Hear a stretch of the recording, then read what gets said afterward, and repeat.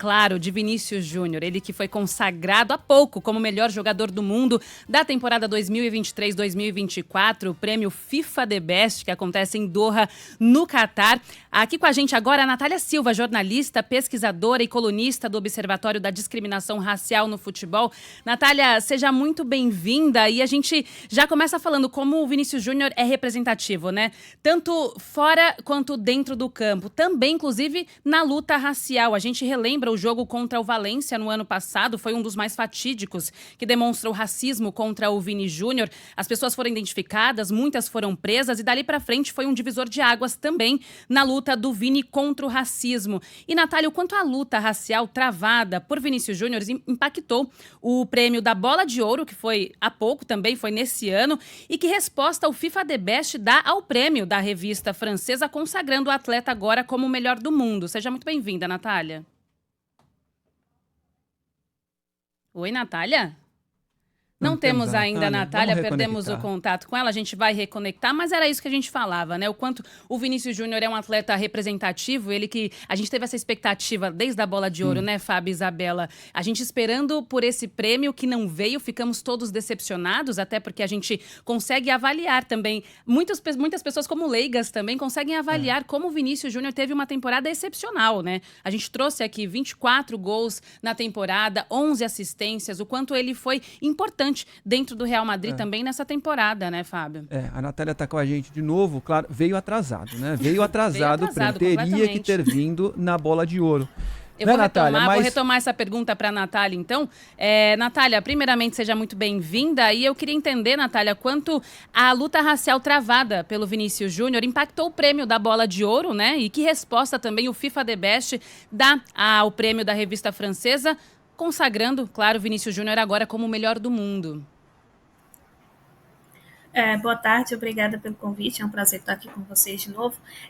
Com certeza, a questão da luta antirracista impactou muito na escolha, poderia não ser, poderia ter várias outras justificativas, mas no momento em que, pós-premiação, quando há reclamação, quando há o protesto do Real Madrid, muitos jornalistas vêm a público, muitas pessoas, fãs de futebol, jogadores, falar sobre o comportamento do Vinícius, falar sobre como ele tem que mudar para ter a qualidade suficiente para ser para receber o Bola de Ouro, isso fica muito evidente, né? Fica evidente que é sobre o modo como ele fala das questões raciais, porque em termos de fair play dentro de campo, ele nunca deixou a desejar, ele sempre esteve entre os melhores. Então, somente a luta racial justifica o modo como falam dele.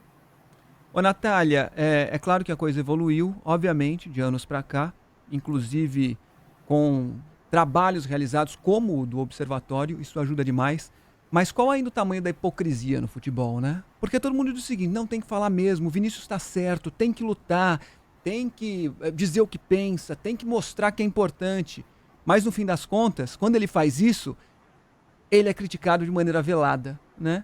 Isso é recorrente. Qual é o tamanho ainda hoje da hipocrisia nesse sentido no futebol?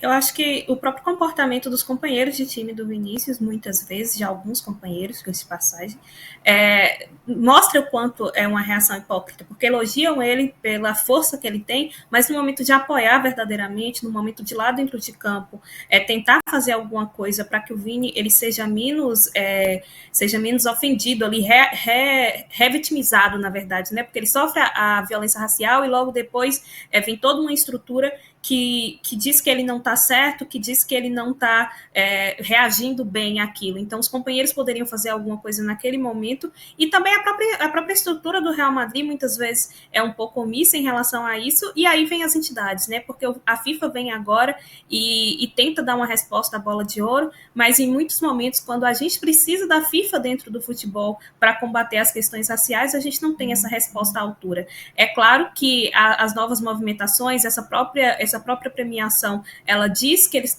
estão tentando seguir por outro caminho, mas a gente precisa de ainda mais demonstrações de que isso agora é uma realidade. Natália, seja bem-vinda mais uma vez ao Alta Frequência. Eu queria te perguntar justamente sobre esse apoio das outras pessoas, do time. O que falta, o que pode ser feito? Porque justamente essa não é uma luta só do Vinícius Júnior, essa não é uma luta só das pessoas pretas. A sociedade como um todo tem que fazer parte dessa luta. E no ano passado, o Vinícius, inclusive, junto com a seleção brasileira, foi premiado pela FIFA no troféu Fair Play, que hoje foi do Thiago Maia, pela luta antirracista, pela fala dele, pelo posicionamento dele e da seleção brasileira como um todo, mas no momento de vir uma premiação, realmente isso não é sintetizado como o melhor do mundo. Ele fica ali numa premiação de fair play de, nossa, que bom que você está fazendo isso, mas na hora de parabenizá-lo e premiá-lo, a situação é diferente. O Real Madrid, os colegas de campo dele, o campeonato espanhol como um todo, ainda não tomam atitudes certas e certeiras para tratar esse tipo de atitude que o Vinícius tem sofrendo o tempo inteiro. O que pode ser feito e qual seria a movimentação ideal nesse momento? A luta antirracista ela sempre vai começar por uma questão de educação, né? Infelizmente, a gente tem uma sociedade que foi pautada em regimes escravocratas e a gente passou por todo esse período que nos deixam essas marcas. Então, a gente tem que começar com a educação não só para pessoas brancas, mas também para pessoas negras de todas as raças e etnias, na verdade, para a gente entender de verdade como que a gente pode lidar na sociedade de uma forma menos violenta do ponto de vista até institucional, mais pessoal também, e quando eu digo violência, não é violência física, mas no modo de tratar as pessoas. Em relação a dentro de campo, os jogadores em si, muito se fala às vezes de, os outros jogadores negros não falaram nada, mas os jogadores brancos, eles também são racializados, né? Eles também vêm de uma estrutura que divide a gente dessa forma, e eles são privilegiados nesse sentido. Então, talvez ali os companheiros brancos dele pudessem ter um posicionamento maior em termos de cobrar os árbitros, em termos de cobrar a estrutura posteriormente, de fazer tudo que o Vini faz. Não precisa ser ele a vítima a fazer as coisas que ele fala, em falar, em reclamar, em pedir cartão, sabe? Em tudo que ele faz. Não precisa ser ele. Pode ser um jogador branco que provavelmente vai sofrer bem menos retaliações por conta disso. A estrutura Real Madrid deu uma sinalização ali no Bola de Ouro, em termos de boicote, que não vai mais tolerar esse tipo de comportamento em relação ao Vini, mas precisa fazer também na La Liga.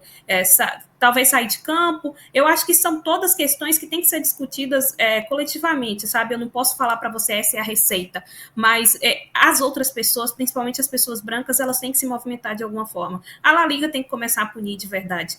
Não só esperar que a justiça espanhola faça isso de alguma forma, mas educar e também punir. A gente discute bastante já a questão da punição esportiva e, na minha opinião pessoal, acho que isso tem que acontecer. Perca de ponto, o jogador sofreu racismo, talvez ali zerar a pontuação do time adversário, mesmo que ele ganhe o jogo, para que ele entenda que isso não pode acontecer, para que a torcida dele não se sinta mais à vontade para fazer isso. Porque o racismo ele só acontece onde pessoas se sentem à vontade para praticá-lo. Não existe racismo num lugar onde as pessoas saibam que elas vão ser punidas e que não vai ter tolerância em relação a esse crime.